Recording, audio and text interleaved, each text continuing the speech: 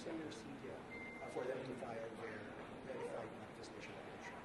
And then for Senators Camille and Mark, as well as Manlo Paulo, for them to file their respective counter affidavits.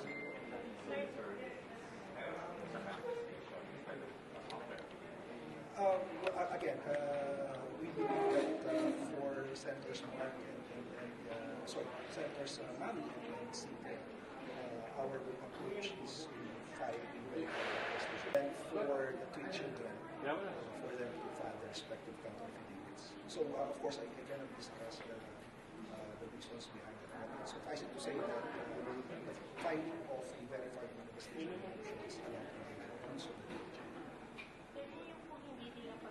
Ano po yung explanation? Well, yung pagharap o hindi pagharap, ulitin ko, yun ay batay sa aming advice na hindi sila pumunta. Sa halip ay mag-file na lamang ng verified manifestation at motion. Sa ilalim ng patakaran ng DOJ o 2024 DOJ NPS rules, filing a verified motion is considered is allowed and is considered by the panel already contain the defenses of the respondent.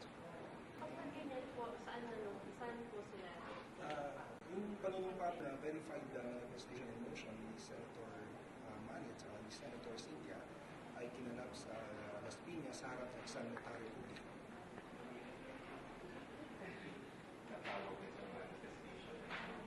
It's called the verified manifestation and motion.